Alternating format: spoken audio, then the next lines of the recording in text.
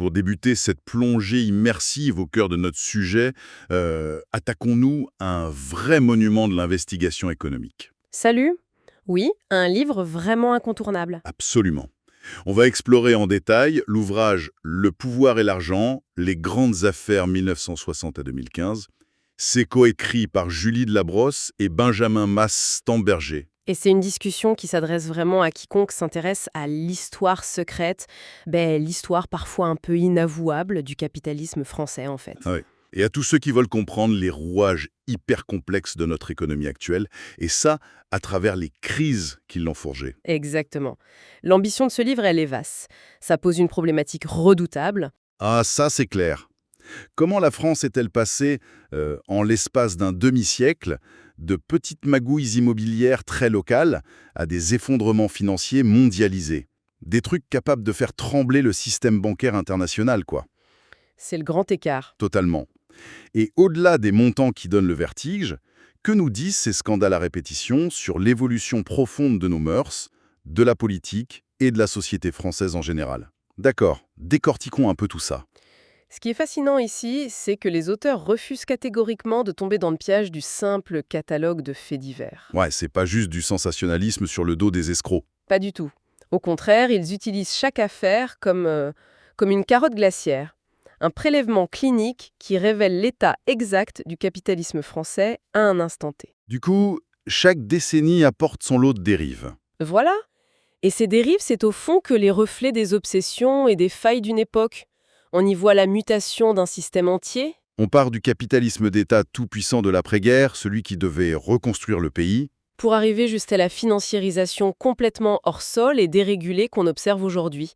C'est une véritable autopsie des métamorphoses du pouvoir. et franchement, le récit commence sur les chapeaux de roue au cœur des Trente Glorieuses. Ah, les années 60 et 70. Exactement.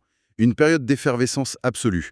Le pays a un besoin massif de logement, la croissance frôle les sommets, c'est l'ère du béton triomphant. Et c'est dans ce contexte qu'émerge une figure totalement romanesque, Fernand Bouillon, Fernand Pouillon, un architecte avec un talent fou, un vrai visionnaire. on lui doit des projets immenses, hein, comme la résidence du Point du Jour, avec ses milliers de logements ultramodernes. Mais ce génie de la pierre se fait happer par la folie des grandeurs. C'est souvent le cas. En créant le comptoir national du logement, il franchit la ligne rouge. Détournement de fonds, faux bilan, la chute est inévitable. Sauf que Pouillon, c'est pas du tout le genre à sombrer discrètement. Non mais l'ouvrage raconte cette scène surréaliste.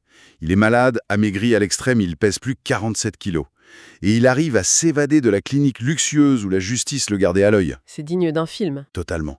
Et le clou du spectacle, c'est cette interview mythique qu'il accorde au magazine L'Express en pleine cavale, en 1963. Il y affirme être la victime d'un gigantesque complot politique. C'est fou, mais la personnalité de Pouillon incarne parfaitement cette arrogance des bâtisseurs de l'époque.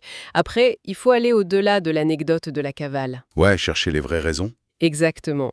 Pouillon a chuté parce qu'il a bousculé des monopoles établis, bien sûr, mais aussi parce qu'il opérait dans un système où les frontières entre l'argent public, les ambitions privées et les réseaux d'influence étaient extrêmement poreuses. Très flou, ouais.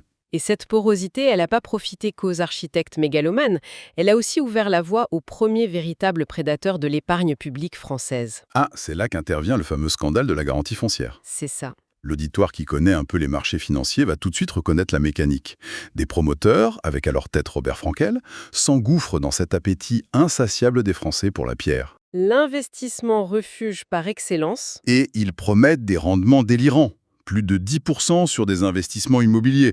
Bon, pas besoin d'expliquer le principe de la pyramide de Ponzi à ceux qui nous écoutent. La méthode est ultra classique. L'argent des nouveaux arrivants rémunère les premiers investisseurs. Sauf que ce qui est sidérant dans ce livre, c'est pas tant l'escroquerie en elle-même, même si elle a ruiné des milliers d'épargnants bien avant l'ère Madoff. Non, c'est la facilité avec laquelle Frankel a pu opérer, au vu et au su de tous. Mais carrément. Si l'on relie ça à une vision plus globale, c'est précisément là que l'analyse prend tout son sens. Comment Frankel a-t-il pu orchestrer une telle fraude sans être inquiété plus tôt? Ah, parce qu'il a exploité les failles structurelles de la France des années 60. Tout à fait. On avait affaire à un État jacobin, hyper centralisateur, obnubilé par la reconstruction et l'industrialisation. Les garde-fous n'existaient tout simplement pas. Rien du tout. Et les médias d'envergure, surtout la télévision avec l'ORTF, ils étaient sous la coupe directe du pouvoir gaulliste. Sans parler de la justice, elle était traditionnellement perçue comme une autorité hiérarchique soumise à la chancellerie, pas comme un pouvoir indépendant. Donc pas d'autorité des marchés financiers, pas de lanceur d'alerte, aucune culture de la transparence. Le terrain était vierge pour ce genre de manipulation à grande échelle. Mais le livre montre bien que cette impunité, elle pouvait pas durer éternellement. La transition vers les années 80 et 90 marque une rupture, ou plutôt la fin brutale d'une illusion. L'alternance politique de 1981 avait apporté de grandes promesses de vertu, de moralisation de la vie publique. Sauf que la réalité qui s'abat sur le pays, c'est ce qu'on a appelé cyniquement les années fric. Et l'ouvrage est d'une impartialité implacable là-dessus. Aucun camp politique n'a été épargné. C'est clair, la corruption a touché l'ensemble du spectre institutionnel. C'est vraiment la période de l'industrialisation du financement politique. Les partis s'étaient devenus de grosses machines électorales avec un besoin exponentiel de liquidité, et la loi prévoyait aucun financement public clair à ce moment-là. Du coup, la solution trouvée, c'était de ponctionner l'économie réelle à travers la commande publique. Et la mécanique est d'un cynisme fascinant. Un racket organisé. Prenons le scandale Urbagraco, qui a secoué le Parti socialiste. On ne parle pas de petites enveloppes glissées sous la table, c'était une véritable structure du bureau d'études. Complètement fictive. Totalement. Conçue exclusivement comme une pompe à finances. Elle prélevait des commissions occultes sur les marchés publics attribués par les municipalités, récoltant des millions. Et pendant ce temps, du côté de l'opposition de droite, on organisait l'affaire des lycées d'Île-de-France et des HLM de Paris. L'entente cordiale poussait à son paroxysme. Les entreprises du BTP versaient une dîme institutionnalisée de 2% sur des milliards de francs de travaux. Et attention, cet argent n'allait pas seulement au RPR, au Parti républicain. Non, la redistribution arrosait consciencieusement toutes les grandes formations, y compris à gauche, pour s'assurer un silence généralisé. Un racket systémique. Mais face à ce mur de l'argent, comment l'omerta est-elle finalement pu se fissurer ? Cela soulève une question essentielle sur la maturité démocratique de notre société. Ouais, La réponse, elle vient de l'émergence simultanée de deux contre-pouvoirs qui n'existaient pas sous les Trente Glorieuses. D'un côté, une presse d'investigation de plus en plus incisive. qui refusait de relayer juste la communication officielle. C'est ça. Et de l'autre, et c'est vraiment le grand fait marquant de cette décennie, la rébellion d'une nouvelle génération de magistrats. Des juges d'instruction indépendants, obstinés. Ils ont décidé de prendre à la loi au mot, quel que soit le statut des suspects. Des noms qui résonnent encore fortement aujourd'hui. Eva Joly, Renaud Van Rubbeke. Des figures emblématiques. Le livre raconte d'ailleurs un épisode hallucinant avec le juge Thierry Jean-Pierre.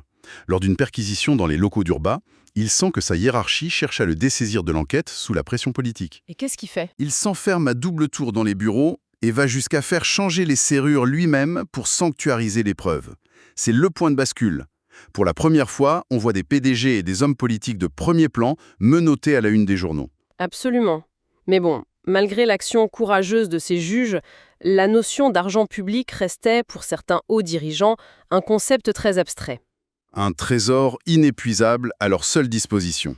Et l'affaire Elf, que les auteurs décortiquent avec brio, en est l'illustration la plus outrancière. Ah, Elf, c'est l'État dans l'État.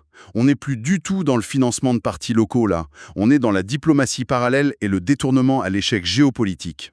Et au cœur de ce système tentaculaire, il y a la figure d'Alfred Sirven. Les détails rapportés dans l'ouvrage donnent vraiment le vertige. Sirven, c'était le grand ordonnateur des caisses noires d'Elf. Quand la justice commence à s'approcher un peu trop près, il prend la fuite. Une cavale légendaire. Il s'exile aux Philippines avec de faux papiers et il continue de mener un train de vie de monarque absolu avec les fonds détournés de la compagnie pétrolière.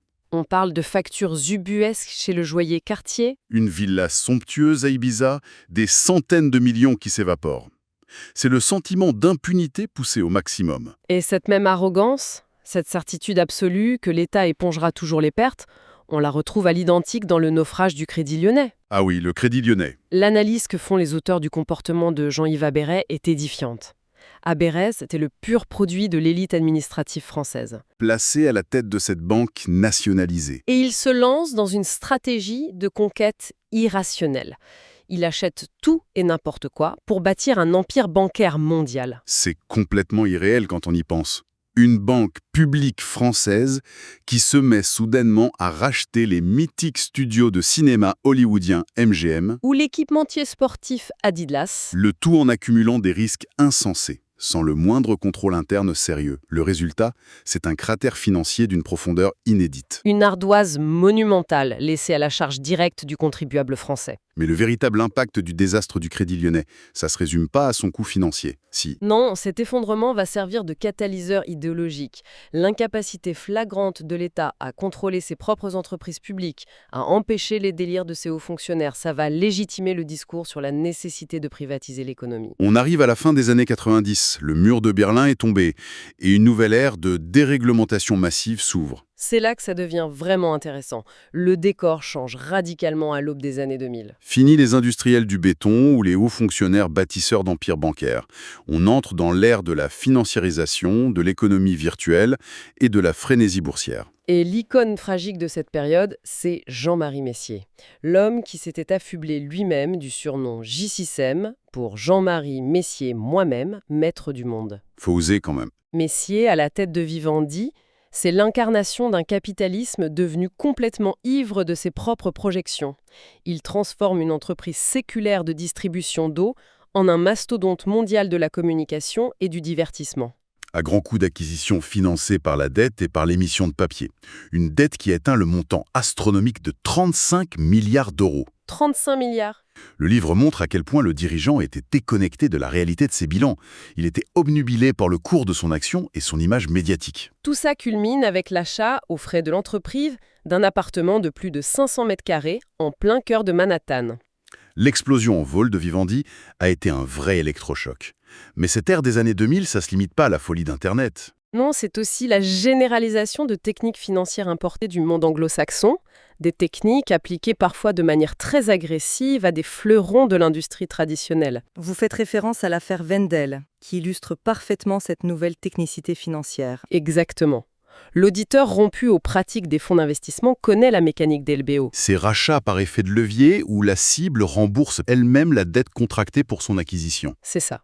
Mais ce qui rend l'affaire Wendel unique dans l'histoire économique française abordée par ce livre, c'est la façon dont cette technique a été détournée. Wendel, c'était pas une start-up, c'était une dynastie industrielle, la fierté des aciéries de Lorraine, avec 300 ans d'histoire. Et des dirigeants très brillants, rompus à l'ingénierie financière, ont mis en place une architecture de société écran et de montages fiscaux d'une complexité folle. Leur but, c'était pas du tout de dynamiser l'entreprise, c'était de s'approprier discrètement une part colossale de son capital. De s'enrichir massivement au détriment direct des actionnaires familiaux historiques. La mécanique était si opaque qu'elle aurait parfaitement pu réussir en silence. Il a fallu l'intervention inattendue d'une figure dissidente. Sophie Boisgner. La cousine rebelle de la famille, ouais. Pour briser l'omerta clanique, en portant l'affaire sur la place publique, elle a exposé au grand jour cette spoliation super sophistiquée. Cette complexité technique, qui sert à masquer les risques et les dérives, on la retrouve poussée à son paroxysme absolu quelques années plus tard. À la veille de la grande crise de 2008. Avec l'affaire Kerviel. Le choc Kerviel. On parle d'un simple trader de la Société Générale qui a réussi seul à prendre des positions occultes sur les marchés s'élevant à plus de 50 milliards d'euros. Ça dépassait largement la valorisation de la banque elle-même. Et la perte finale frôlera les 5 milliards. Le livre pose vraiment les bonnes questions là-dessus. Comment une institution financière, dont la réputation reposait précisément sur l'excellence de ses modèles de contrôle des risques, a-t-elle pu s'aveugler à ce point ? C'est la grande question. Ce n'est pas seulement l'histoire d'un individu imprudent qui déjoue les systèmes de sécurité. C'est le symptôme systémique d'une époque. La direction a fermé les yeux ou a choisi de ne pas regarder de trop près tant que la machine générait des profits mirifiques. L'affaire Kerviel, ça cristallise le portrait d'un capitalisme déconnecté de l'économie réelle. La finalité, c'est plus la création de valeur à long terme, mais la spéculation pure et la rentabilité immédiate, au mépris total du risque systémique. Et après ce grand fracas, le livre nous amène dans la dernière période, celle des années 2010. Et là, l'ambiance change encore. On a l'impression que le pouvoir s'est déplacé. Face à des États souvent surendettés et affaiblis, certaines organisations et entreprises apparaissent comme des mastodontes. Des entités quasi souveraines, dotées de leurs propres règles. C'est hyper frappant dans le récit de l'affaire de l'UIM. Pour remettre les choses en contexte, l'Union des industries et métiers de la métallurgie, c'est la branche la plus puissante, la plus riche et la plus historique du patronat français. Une organisation extrêmement secrète qui fonctionnait avec des pratiques héritées dans notre siècle. Le mot est faible. Le scandale éclate quand on découvre que l'UIM gérait depuis les années 70 d'immenses caisses noires alimentées par les cotisations des entreprises, Des millions d'euros qui circulaient littéralement en argent liquide. dans des valises ou des sacs cabas. L'argument de défense était d'une hypocrisie glaçante, il disait qu'il s'agissait de fluidifier le dialogue social. En réalité, cet argent servait de trésor de guerre anti-grève, destiné à financer l'apaisement syndical en sous-main. L'ouvrage met en lumière cet archaïsme inavouable des relations sociales en France, où syndicats et patronat dépendaient de flux financiers occultes. Mais cette concentration extrême de pouvoir au sein d'entités privées, elle prend une tournure vraiment tragique lorsqu'elle touche à des domaines aussi vitaux que la santé publique. Ah oui, l'affaire du Mediator. L'exploration de ce scandale par les auteurs est, à cet égard, particulièrement sévère. C'est probablement le chapitre le plus lourd de conséquences humaines. Le livre dresse un portrait clinique du laboratoire Servier, et surtout de son fondateur, Jacques Servier. Un homme complexe, menant une existence austère, presque monacale. Mais qui exerçait un contrôle autocratique écrasant sur son entreprise. La culture d'entreprise décrite, ça s'apparente à un ordre militaire où la contradiction n'avait pas droit de citer. La protection du médicament vedette et des profits de l'entreprise a primé sur les alertes scientifiques, menant au sacrifice de milliers de patients trompés sur les risques cardiaques réels du Mediator. C'est la faillite morale absolue d'un système fermé sur lui-même. Et cette même arrogance de l'argent s'infiltre jusque dans la sphère la plus intime, détruisant les relations humaines à l'intérieur même des familles les plus puissantes. L'affaire Bettencourt l'illustre de manière tragique. Complètement. Au-delà des rebondissements judiciaires, des soupçons de financement politique illicite qui ont visé jusqu'au sommet de l'État, ou même des montages d'évasion fiscale offshore, ce que raconte le livre, c'est avant tout un drame familial dévastateur. Le déchirement public entre Liliane Bettencourt, l'héritière de l'Empire L'Oréal, et sa propre fille, Françoise. C'est la démonstration saisissante que des fortunes d'une telle ampleur, lorsqu'elles sont entourées de courtisans et de prédateurs, finissent par agir comme un poison lent. Ça broie la confiance élémentaire et saccage les liens de sang. De multinationales ou de fortunes colossales, il est intéressant d'observer comment les États tentent, dans cette dernière décennie, de réaffirmer leur autorité. Oui, Mais cette reprise en main se fait sur un champ de bataille international profondément asymétrique. c'est ce que révèle le choc de l'affaire BNP Paribas. La justice américaine, appliquant de manière totalement extraterritoriale ses propres lois et ses propres embargos, a ciblé la première banque française. Des embargos concernant des pays comme le Soudan, l'Iran ou Cuba. Et l'amende prononcée est vertigineuse, près de 9 milliards de dollars.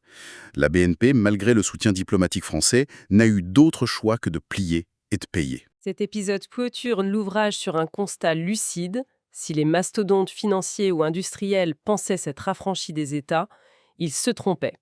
Mais désormais, la régulation prend la forme d'une brutalité géopolitique où seules les superpuissances sont capables d'imposer leurs règles. En l'occurrence, les États-Unis, armés du droit américain et de la suprématie du dollar, capables de rançonner le capitalisme mondialisé. Alors, qu'est-ce que tout cela signifie au fond, Ève ? Pourquoi passer en revue ce demi-siècle de magouilles, de faillites et de dérives ? Quelle est la valeur de tout ça aujourd'hui ? Exactement.